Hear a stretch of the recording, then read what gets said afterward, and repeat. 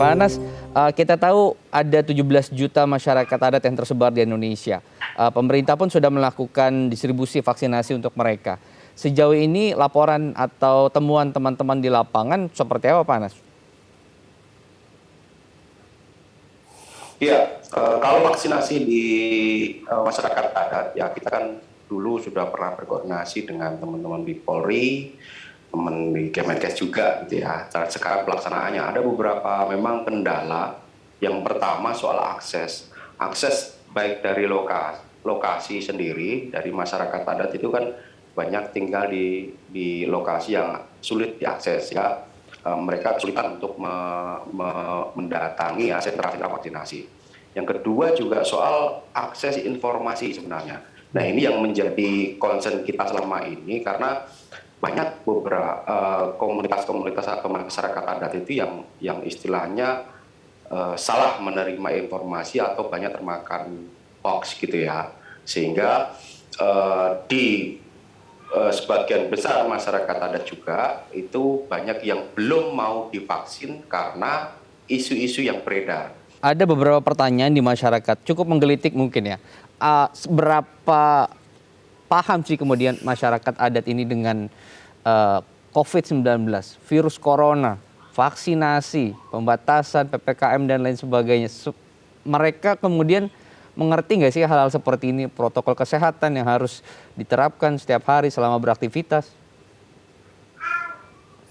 Ya, sebenarnya mereka mengerti ya. Jadi pada waktu Maret 2020 kita kan sebenarnya sudah sosialisasi bahwa soal COVID ini ya, bahaya COVID di masyarakat adat dan masyarakat umum. Pada waktu itu kita kan sebenarnya yang kita pahami berdasarkan juga diskusi sama dengan dokter-dokter juga sebenarnya yang paling penting itu kan mengurangi kontak dengan orang luar dulu waktu itu ya, sehingga banyak komunitas-komunitas adat itu melakukan lockdown kampungnya ya. Nah setelah tahun 2021 dengan varian Delta ini ya mungkin ada beberapa yang sudah mulai longgar dan banyak teman-teman lain masuk ya dari luar wilayah adat, terus banyak perusahaan-perusahaan yang mulai beraktivitas itu sudah mulai banyak kasus ditemukan gitu ya. Nah karena selama ini ya per Juli ya atau Maret atau Juli itu baru ditemukan kasus di wilayah adat. Sebelumnya sebenarnya belum ada laporan. Layanan door to door ini lebih ditujukan untuk mencapai ataupun untuk mencakup sasaran vaksinasi yang memang sulit terjangkau ataupun kelompok yang paling rentan. Dalam hal ini kita tahu salah satunya lansia yang kita tahu sejak April ini baru sekitar 5,2 juta yang mendapatkan vaksinasi dosis pertama, sehingga layanan door to door ini atau vaksinasi keliling ya kita sampaikan ini juga kita berikan kepada populasi lansia. Kemudian contoh lain adalah pemberian vaksinasi yang sifatnya vaksinasi keliling atau door to door ini dengan di daerah-daerah yang kumuh ya ataupun pada daerah-daerah yang memiliki sosial ekonominya ke bawah. Nah, yang terakhir adalah juga sudah kita berikan misalnya pada kelompok penyandang disabilitas, ini juga kita lakukan. Nah tentunya untuk pelaksanaan vaksinasi kepada suku adat atau masyarakat adat ataupun juga suku pedalaman ini yang tentunya harus kami lakukan bersama organisasi masyarakat seperti Pak Anas ini. Bagaimana kemudian mengkoordinir, tadi sudah sempat dijelaskan ya bahwa sudah didata sekian jumlah orang yang akan dilakukan vaksinasi dan pada saat itu diatur pada hari tertentu untuk pemberian pelaksanaan vaksinasi.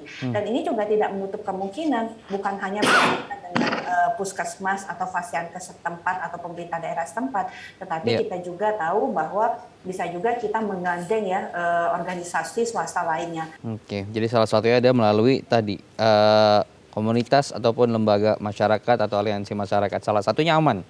Nah, Pak Anas gimana untuk sejauh ini kolaborasi dengan pemerintah, terutama Kemenkes? Kita sih sebenarnya door to door konsepnya sebenarnya kampung ke kampung mungkin ya. Karena kan kalau door to door terlalu jauh ya rumah masyarakat adat. Jadi iya terlalu jauh. Jadi prinsipnya kan mendekatkan sentra-sentra vaksin ini ke masyarakat adatnya. Upaya apa yang bisa dilakukan pemerintah, Dr. Nadia, untuk meyakinkan kembali masyarakat adat yang jumlahnya 17 juta ini agar mereka percaya kembali dan mau untuk dilakukan vaksin?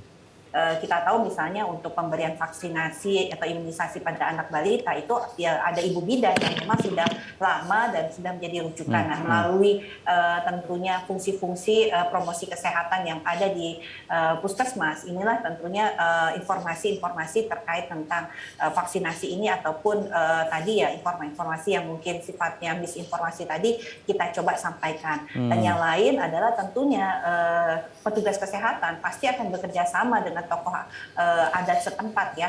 Jadi ini juga suatu yang sebenarnya sudah terjalin hubungan ini jauh sebenarnya sebelum kita melaksanakan vaksinasi COVID-19. Tapi ini ya kembali lagi ya menjadi suatu tantangan karena tadi yang tadinya kita hanya vaksinasi mungkin hanya kepada anak-anak, tapi sekarang kan kepada seluruh dewasa justru malah anak-anak belum divaksin ya kan. Jadi seperti menambahkan suatu paradigma yang berbeda. Nah ini yang tentunya akan dibutuhkan suatu pesan-pesan informasi yang kita menggunakan jalur-jalur yang sudah ada, tapi pesan tersebut mungkin harus berbeda seperti Pak Ana sampaikan. Sebenarnya di awal mereka menerima, tapi kemudian ada melihat sendiri ada efek samping, kemudian membuat keraguan. Nah, bagaimana kemudian sebenarnya kita semakin mengajak, terutama melalui tokoh-tokoh masyarakatnya sendiri ya di sana, tokoh yang dituakan itu kemudian jadi role model, itu merupakan kunci sebenarnya karena kita tahu kan ketua suku itu yang paling dihormati dalam masyarakat adat. Harapannya apa terkait program vaksinasi untuk masyarakat, khususnya masyarakat adat di Indonesia? Baik, kalau harapannya memang kita masyarakat perlu mendapatkan prioritas ya karena soal mereka itu kan sebenarnya penjaga di wilayah-wilayah atau daerah-daerah yang saat ini masih bagus ininya ya lingkungannya gitu. Nah, semoga dengan upaya-upaya yang kita lakukan tadi ya dengan mungkin banyak kendala-kendala juga semakin banyak masyarakat adat yang semakin percaya dan semakin banyak juga yang divaksin ke depannya sehingga mengurangi ya dampak-dampak pandemi COVID ini di masyarakat adat pada khususnya. Gitu. Salam sehat, terima kasih narasumber. Semoga informasi tadi bermanfaat untuk masyarakat.